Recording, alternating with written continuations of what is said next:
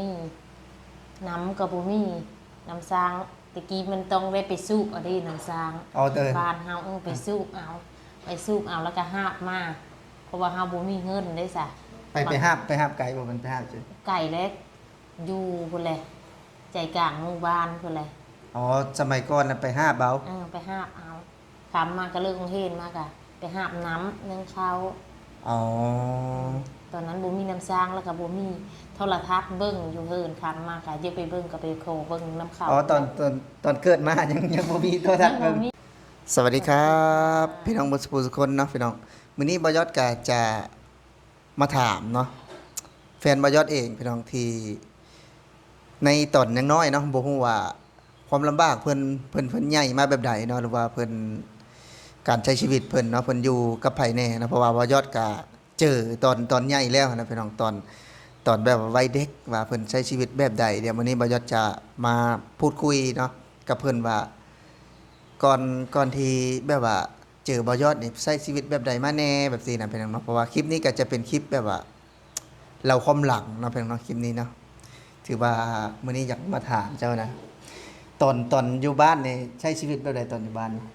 ตอนอยู่บ้านกะอยู่กับน้าแม่ของพ่อตอนอยู่บ้านนะตอนอยู่บ้านอยู่กับน้า2 คนเพราะว่ามาหาเงินกรุงเทพมาหาเงินอยู่ไทยอ๋อก็คือการใช้ชีวิตนี่ก็เป็นครอบครัวที่ลำบากว่าซั่นจ้ะลำบากบ่มีแม่บ่มีแม่เนาะพ่อกับพ่อกับเพิ่นสร้างครอบครัวใหม่อ๋อพ่อสร้างครอบครัวใหม่พี่น้องแล้วก็การแบบว่าอยู่กินในแต่ละวันได้อยู่กินไปได้ในแต่ละวันก็หากินตามบ้านนั่นแหละแต่กินปลากินหอยกินหน่อไม้กินผักไปซะนั่นแหละแล้วบัดนี้ละเงินที่มาซื้อกินในแต่ละวันเด้โอนเฮ้อแต่ละเดินต้องโอนเฮ้อเพราะว่ามาหาเงินกรุงเทพอ๋อก็คือก่อนที่แบบว่าจะเติบใหญ่ซุมื้อนี้คือใช้เงินบาทไทยมาก่อนใช้เงินบาทไทยอ๋อก็คืออยู่ลาวนี่บ่มีไผเลยหาเงินอยู่ลาวญาติอยู่ลาวเนาะบ่มีอ๋อก็คือแบบว่ามาหาเงินในประเทศไทยคือแบบว่าอ้ายก็อยู่ประเทศไทยบ่อ้ายก็อยู่มันไผแน่ก็อยู่2 คนอ้ายผู้หนึงอ๋อก็คือแบบว่าส่งเจ้าหาเฮียนกะเงินจากประเทศไทยก็คือเงินไปโรงเรียนแต่น้อยๆก็แบบว่าการเป็นอยู่เงินใช้จ่ายไปโรงเรียนก็คือเงินจากประเทศไทยแม่นถือว่าเติบโตกับเงินประเทศไทยการใช้ชีวิตนะแต่หากว่าบ่มาประเทศไทยนี่ก็อาจจะแบบว่าลำบากอยู่เนาะลำบากหลายและบ่มีน้ำกับบ่มีน้ำสร้างตะกี้มันต้องได้ไปสูบเอาดิน้ำสร้างบ้านเฮาไปสูบเอาแล้วก็หาบมาเพราะว่าเฮาบ่มีเงินได้ซะไปหาบไก่บ่มันไปหาบสิไก่เล็กอยู่พุ่นแหละใจกลางหมู่บ้านพุ่นแหละอ๋อสมัยก่อนน่ะไปหาบเอาไปหาบเอาคำมาก็เลิกโรงเรียนมากะไปหาบน้ำนึ่งข้าวอ๋อตอนนั้นบ่มีน้ำสร้างแล้วก็บ่มีโทรทัศน์เบิ่งอยู่เฮินคำมากะเดี๋ยวไปเบิ่งก็ไปโคเบิ่งน้ำข้าวอ๋อตอนเกิดมายังบ่มีโทรทัศน์เบิ่งบ่มีไปเบิ่งอยู่เฮินเขาแล้วเป็นยังไงบัดนี้เวลาอันนั้นเวลาแบบว่าเห็นรู้สึกแบบว่าได้เงินจากประเทศไทยแบบนี้นะอยากขอบคุณหยังประเทศไทยบ่ขอบคุณที่ขอบคุณกันนกมือไหมขอบคุณกันเลยโอ้ยขอบคุณที่มาหาเงินหาค่ำแล้วก็เพื่อความสะดวกสบายเพื่อคุณทางบ้านมาหาเงินก็ส่งเงินให้น้องทุกเดือนซื้ออยู่ซื้อกินใช้จ่ายในครอบครัวบัดนี้แหละหลังจากการใช้ชีวิตแบบนั้นนี่หลังจากที่เฮียนฮอดกันได้เฮียนนะก็ส่งเฮ็ดตั้งแต่พี่แลป .1 พี่แลจนว่าจบวิชาชีพตั้งแต่ป .1 จนจบวิชาชีพนี่คือเงินจากประเทศไทยเบิดเงินจากประเทศไทยคือส่งอย่างเดียวอ๋อต้องส่งทุกเดือนส่งกลับไปบ้านหาสู่เดือนอย่างน้อยก็เดือนนึง 3,000 อย่างน้อยอ๋อตรงเงินในประเทศไทยคือนี่มาหาเงินในประเทศไทยก็ส่งกลับบ้านไปเดือนละประมาณ 3,000 บาท3,000 บาทอ๋อแล้วแต่การใช้จ่ายบางเดือนสูงก็ขอสูงอ๋อคืออยู่บ้านนี่ก็เป็นครอบครัวที่แบบว่า ลำบากเนาะว่าซั่นซะเป็นครอบครัว ลำบาก เป็นครอบครัวที่ลำบากก็แบบว่า ตอนนั้นก็ยังบ่ได้มีน้ำสร้างบ่ตอนนั้น บ่มีน้ำสร้างก็บ่มี น้ำ ถึงได้ไปสูบแล้วก็หาบมา อ๋อคือตอนนั้นพี่น้องสักประมาณจักปีแล้วนะ ประมาณ10ปีนี่แหละ11 12ปีนี่แห ป ละ ระมาณเกือบ20 ปีที่แล้วพี่น้องเพิ่นก็ยังบ่ทันได้มีบ่อบาดาลเนาะที่เป็นอยู่ในครัวเรือนน่ะปกติคือบ้านอยู่ทางฝั่งลาวเนาะอยู่ตามต่างจังหวัดก็จะมีบ่อบาดาลแต่นี่คือยังบ่มีก็ไปใส่บ่อรวมเนาะ ใส่บ่รวม ใส่บ่อรวมกับไปห้ามมา ไปหาบมา แล้วก็จะมีหมองใส่บ่อยู่เฮือนน่ะมีกระตุ่มใส่บ่รู้อันนั้น มีทอฮ้องอุและบานเฮา อ๋อเป็นกระตุ่มพี่น้องก็กระตุ่มประมาณหนึงเนาะเพื่อแบบว่าจะไปตักมาใส่ก็ถือว่าลำบากแฮงเนาะ ลำบากแห้งนึงมากกับข้าวโพดเฮามีคือหมูเด้เฮาบ่มีแม่เด้ซะมันก็เลยลำบากแน่ บัดนี้เลี้ยงงัวเลี้ยงควายอยู่บ่อยู่บ้านตอนนั้นนะ ตอนตอนนั้นมันบ่มีแล้วบ่มีเลย ก็ถือว่าเป็นครอบครัวที่ลำบากคือว่าบ่ยอดก็แม่นอยู่บ่ยอดก็แต่งงานกันมาดนแล้วเฮาก็บ่ได้ฮู้นะพี่น้องว่าการใช้ชีวิตเพิ่นในตอนมาเจอเฮาเนี่ยว่าเพิ่นเป็นแนวใดเนาะเพราะว่าเฮามาเจอก็เจอตอนใหญ่เนาะเฮาบ่ได้เจอตอนการใช้ชีวิตยังน้อยหั้นนะคือโทรทัศน์นี่ก็บ่มีเบิ่งตอนนั้น บ่ เนาะ มีเบิ่งคำมาไทยจะเบิ่งกับพุ่นละไปเบิ่งเฮือนเขาพุ่นละ อ๋อคือทีวีก็ไม่มีดูเนาะ ใช่ ถ้าอยากจะดูคือไปดูข้างบ้าน ข้า เนาะ งบ้าน ไปดูเฮือนคนอื่น บ้านคนอื่นพี่น้องคือบ่มีโทรทัศน์ก็บ่มีเนาะตอนนั้นในโทรศัพท์ก็บ่มีแล้วเนาะ โทรศัพท์ก็บ่มี มีก็เป็นรุ่นปุ่มรุ่นเอ่ยโทรมือ อืม อันนี้เป็นสัมภาษณ์คือคู่มือนี้ คือแบบว่าได้ใช้เงินนี่ได้เติบโตย้อนเงินประเทศไทยนะ ใน คือ ประเทศไทย คือแบบว่าชีวิตดีขึ้นก็เพราะประเทศไทย คือจังถ้าหากว่าเอื้อยนี่บ่ตัดสินใจมาทำงานไทยนี่ก็บ่ได้เลยเนาะ บ่มีเลยแฮงบ่มีกินเลย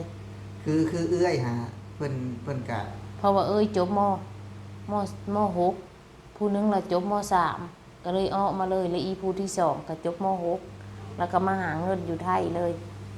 เพิ่นบ่เรียนต่อเนาะ มีเหตุต่ออายก็จบปห้าแล้วก็มาไทยเลย คือแบบว่าภาคความหวังไว้นำประเทศไทยตอนนี้เพิ่นก็อยู่ไทยเนาะ อยู่ไทยตอนนี้ อยู่ไทยเบิด อ๋อพี่น้องอันนี้ก็เป็นเรื่องราวของแฟนบ่ยอดพี่น้องที่แบบว่าลำบากนะตอนอยู่บ้านก็ลำบากถือว่าเติบโตเนาะได้ย้อน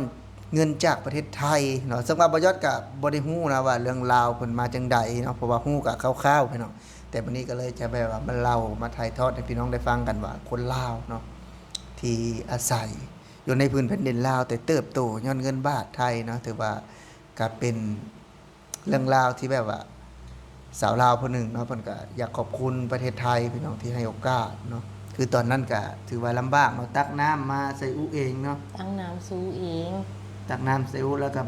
ไปยังเข้าโรงเรียนอยู่บ่ตอนนั้น เฮาเฮ็ดเลย เข้า เลิกโรงเรียนมันก็ไปตักแล้วมันมีหมู่เนาะ หมู่หลายคน หมู่หลายคน4-5คนไปพร้อมกันเลย เอาหมู่หลายคนไปพร้อมกันกับ อ่าม มากอะแต่ มาก ปัจจุบันเนี่ยมันบ่ค่อยมีแล้วเนาะ มันบ่มีแล้วตอนนี้ คือตอนนั้นในโทรศัพท์มันก็บ่ได้มีลิ้นเนี่ยนะ บ่มี โทรศัพท์ก็บ่มีลิ้นแล้วก็ไอ้แบบว่าของลิ้นต่างๆมันก็ลิ้นตามบ้านๆนะมันบ่ได้บ่ได้ ลิ้นบ้านกระโปรงกระป๋องขายของแบบนี้ ลิ้น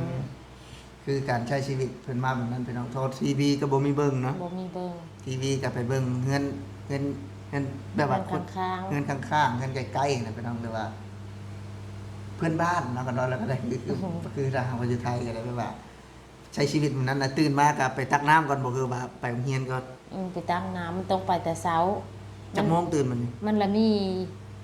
สร้างบาดาลน้ำใสก็ตั้งห้าน้ำกินก็ตั้งห้าถ้าน้ำกินมันละได้ไปตักอยู่ทงหน้า มันละเป็นบ่อมันละออกบ่อถ้าไปไหว้ก็ได้ ถ้าไปสวายก็เท้ามันออกพุ่นแหละท้าเอาอยู่หั่นแหละ อืมคือแบบว่า ก่อนสิไปโรงเรียนนี่ก็ไปตักน้ำก่อน ไปตั้งน้ำก่อน บัดแล้วมาถึงโรงเรียน เห็นก็ตั้งน้ำนึ่งข้าวอิด อ๋อ กิน